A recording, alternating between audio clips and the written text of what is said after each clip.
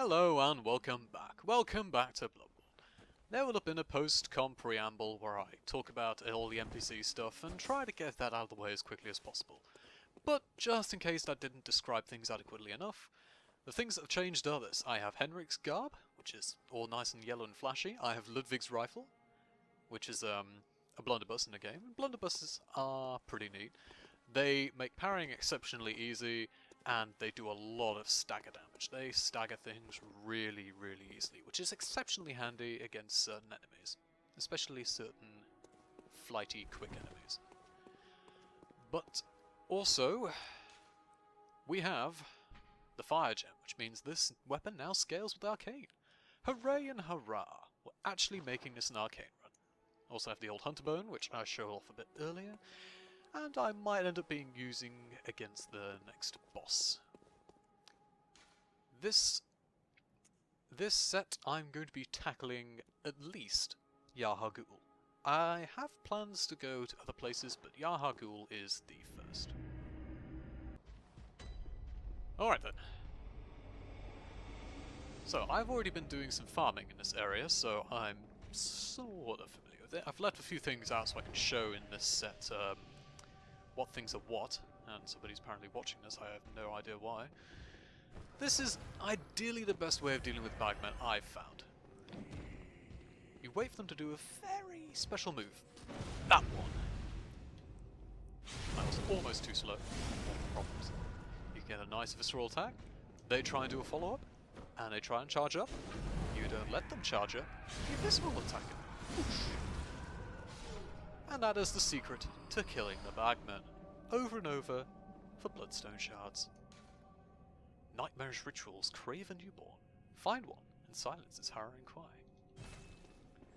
Sounds good to me! What could possibly go wrong? Right there, chap. Oh, you walked right into that one, buddy! Oh, damn! Now your guts are all over the floor, all fiery and shit. Oh no, now your butt! Now your butt's all scarred and burned. Oh dear. Got another rune, that's the moon rune I got, which helps with acquiring blood echoes and farming that if you're interested in that. We can't do anything with that yet because we don't have the rune workshop tool, but I'll ideally be getting that later. I'm not interested in all that much in this place. It is a really cool place, by the way. It's really atmospheric and such. But there's one weapon I'm after. One really, really important weapon. Right then, piggy. Just get your squeal on. Go on. And now it's time for pig fisting. The best hobby in the game.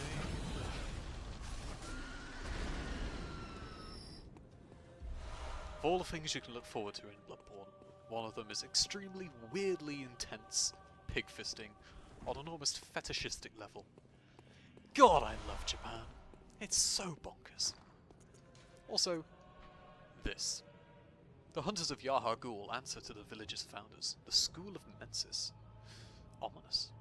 Hunters in name only, these kidnappers wear their black hoods low to shadow their eyes. This is actually a pretty decent set. How does this look with Henrik stuff? Not all that great.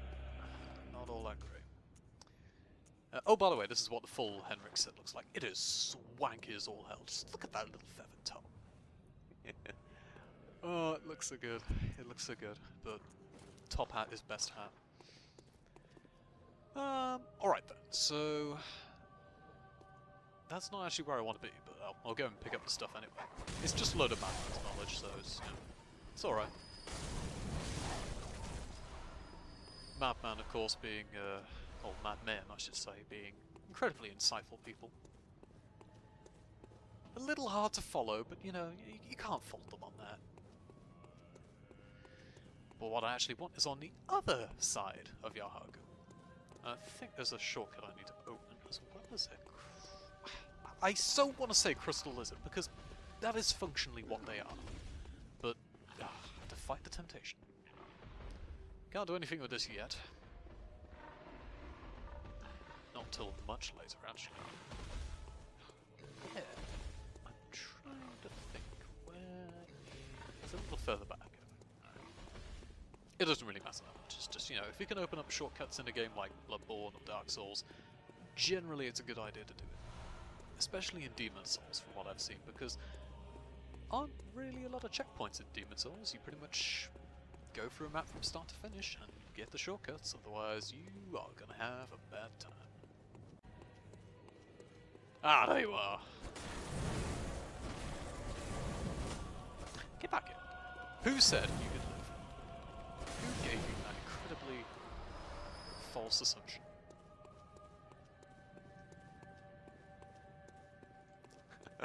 I wonder what it would be like if they, instead of dying to get those bloodstone shards, what they did was like they sort of like gave this little sign, like the fish from Phantom Hourglass, it's like saying, "Alright, yep, you got me. Here's my stuff." Might be remembering that wrong, actually. I don't know if they just give you directions to treasure or something. It's been a while since I've played the game. Oh, Mr. Piggy. More fisting time. Yes. I'm sorry, it's a completely legitimate medical examination I'm giving these pigs. With a sword.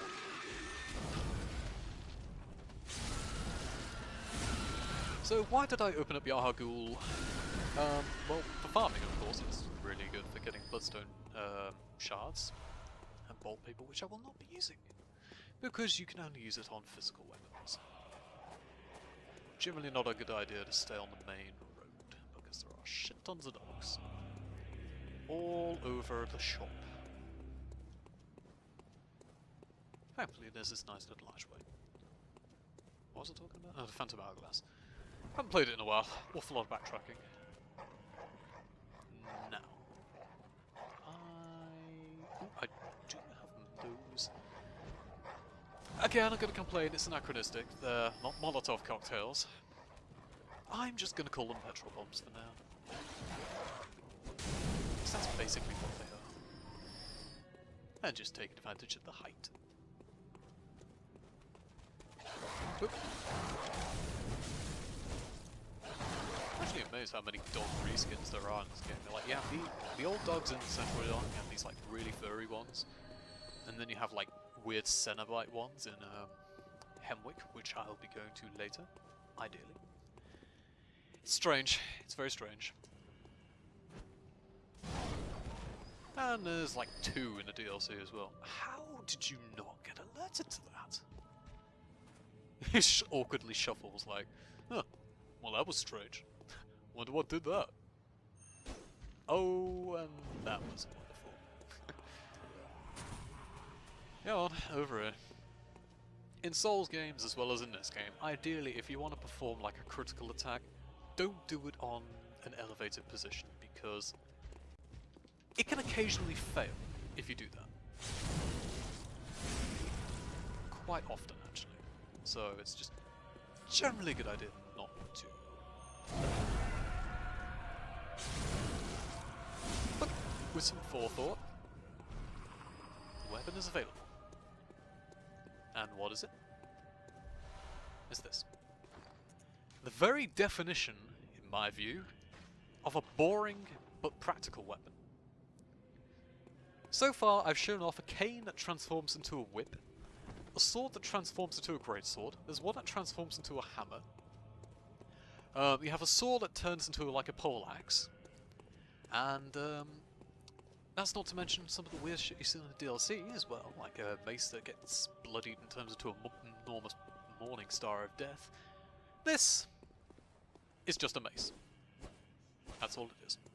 And its transformation is that. That's all it's got going for it. It is just a mace you can buff. But this currently does 132 damage. I do this, and it does 253. Keep in mind, this is unupgraded right now. This, I haven't put any Bloodstone Shards into. I put some Bloodstone Shards into this, and because the buff scales off Arcane so well, it's going to be a monster. It's a monster even if you don't have that much Arcane, but with Arcane, it obliterates. It is a shockingly powerful weapon.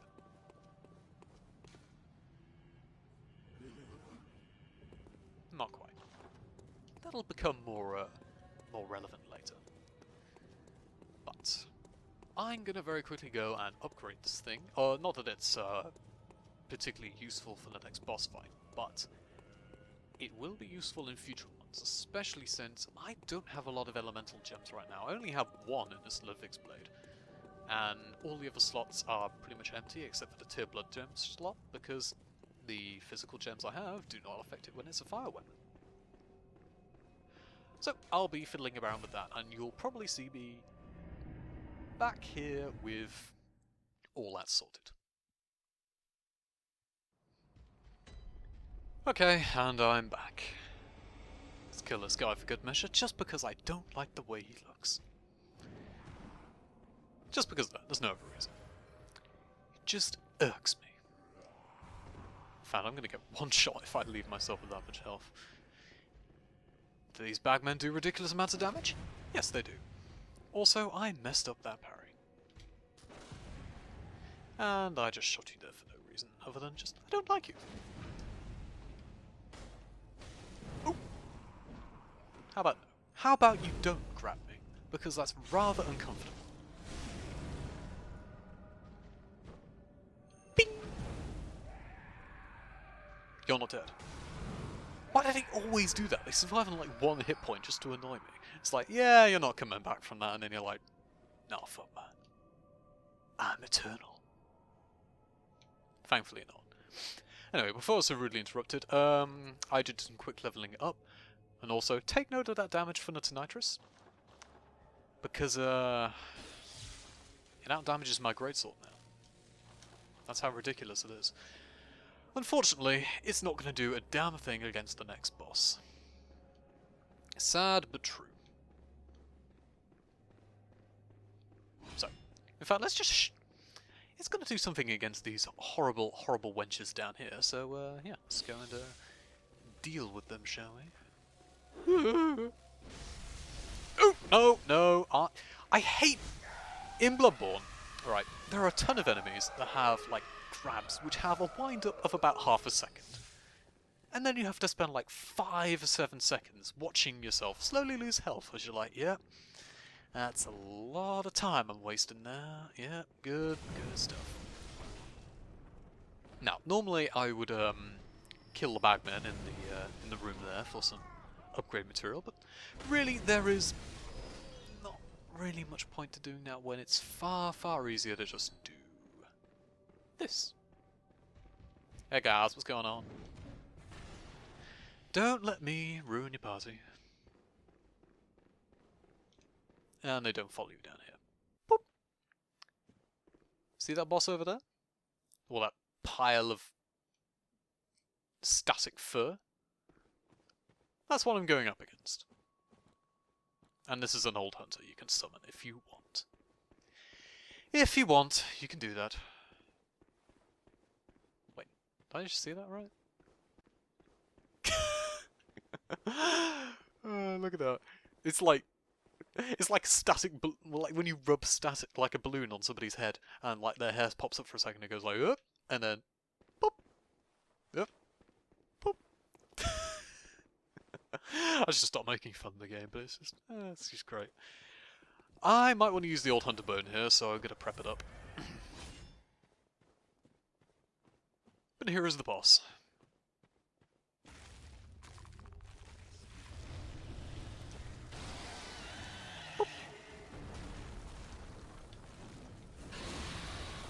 That was weird.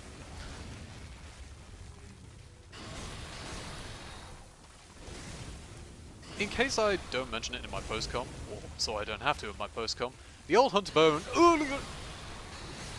decreases the recovery time on your rolls, but it's normally not worth the investment. I'll be honest.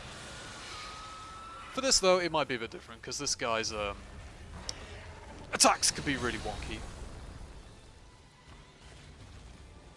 Good job. Good job, mate. Oh, Perfect timing, just rolled straight into that saying, please, please, hit me. Hurt me more! Oh, dear.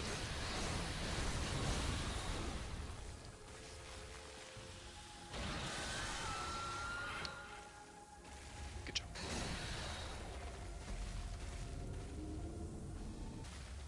You know, I kind of wish I had oil urns.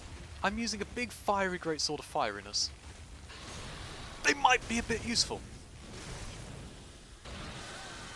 Fuck.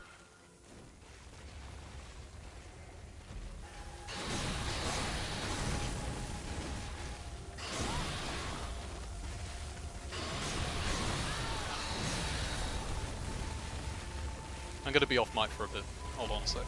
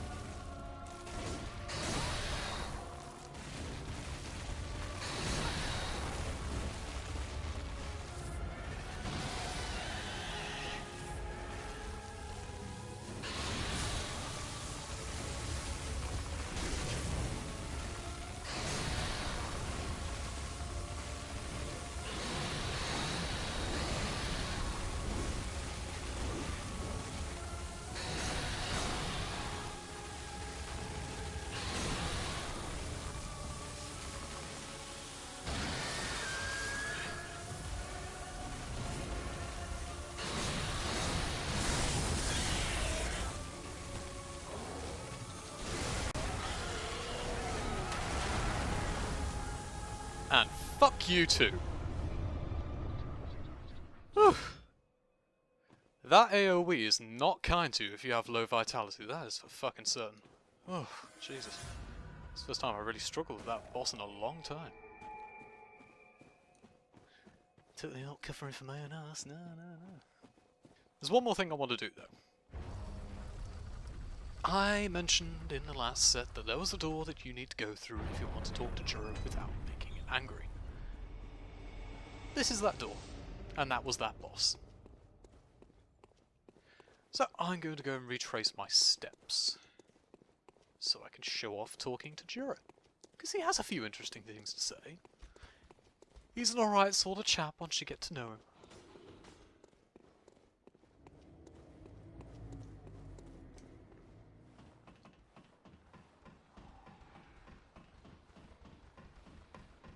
I'm looking at the time of this actually, it didn't actually take too long to go and do that, but that's because I was dying a lot in a matter of minutes, so that's always good.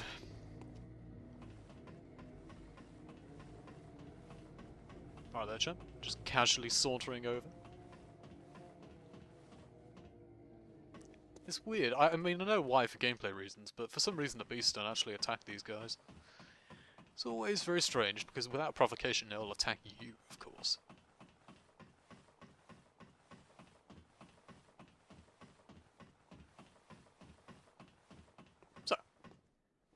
This is Jura, and he's feeling a little bit friendlier. To explain this, it's because you haven't gone through the way where there's a warning and he hasn't told you not to go in. I mean, the dialogue I think is the same whether you've gone through the front way or the back way, like, depending on whether you've done this first or just, like, gone through Aldianum and cleared it first, but no, whatever. This is Jura. Well, well. How did you get in here? It's no matter. What brings you to Old Yarnum? I've no interest in matters further up, but you must not disturb this place. The beasts do not venture above, and mean no harm to anyone. If you still insist on hunting them, then I will hunt you first. You understand me? I have a question to ask. Why the hell would you say to him, yes, I do want to hunt the beasts of Old Yarnum? If you got up to this point and you haven't shot him or smacked him in the face with a sword, why the hell would you talk to him and just say, no, I want to fight you? Is it just you wanting to be fair? Oh, I don't get it. Anyway, you say spare, unless you just want to kill him, I guess. In which case, why have you not just attacked him already? Yes, very good. I no longer dream, but I was once a hunter too. There's nothing more horrific than a hunt. In case you fail to realize, the things you hunt, they're not beasts. They're people. One day you will see. It's time you got going. But first, a farewell gift. I have no use for it anyway. Sweet. Now, that badge that he gave you allows you to buy powder keg weapons. And what the powder kegs are essentially this group of hunters from Old Yarnum that just loved big, bombastic weaponry, like the one he's got in his hand there. That big, stakey pile driver thing called the Stake Driver. It's alright. I might get it for this character, but not right now. It's a weapon that's more of a novelty, really. It's got a very, very powerful charge star too, but that's really about it. And keep in mind he said, I no longer dream, but I was once a hunter too. If he kills you, either here or as you're going through Old Yarnum, he mentions again, I think he says, do you still... I should think you still have dreams or something like that. Yeah, he's talking about the hunter's dream. He's gone through that stuff himself. And that's how the game sort of, can I use this? Oh, just imagine going through and just sort of giving it a try. I was like, come on, please. It looks so fun. Sorry, I'm getting sidetracked again. That's how you keep dying and coming back. Your existence is sustained by the dream. But, of course, once you're done with the hunt, you no longer dream, and you can die and not come back again. Same goes for Jura, same goes for Eileen as well, actually. But that's that. That's all I wanted to show. He has nothing else to say, and pretty much done. He doesn't have any other development other than this. A shame, but, yeah. Oh, before I go, I also wanted to mention that, he mentioned quite explicitly, I think the first character would very explicitly mention it, that the beasts, yes, were once people, they were once human beings, and we are essentially just clearing up the mess of people turning into beasts. Just so we're on the same page. Yeah, and there we go. Now, before I end this part, I think I'm going to make this the part, because it's just gone on for so long as well. Let's actually take a look at some of these weapons. First off, we have the rifle spear. It's nice. In imitation of a lost Canehurst weapon. Foreshadowing.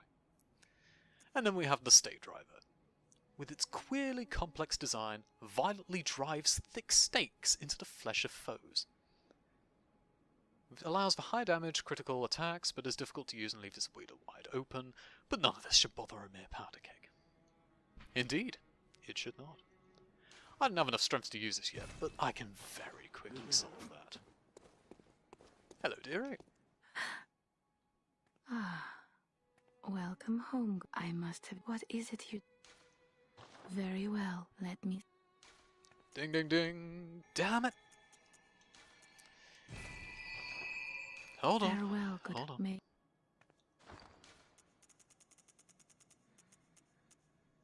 That should be enough. Welcome. What is? And yes, you have to go through this dialogue Very well. Let every me stand single close. time.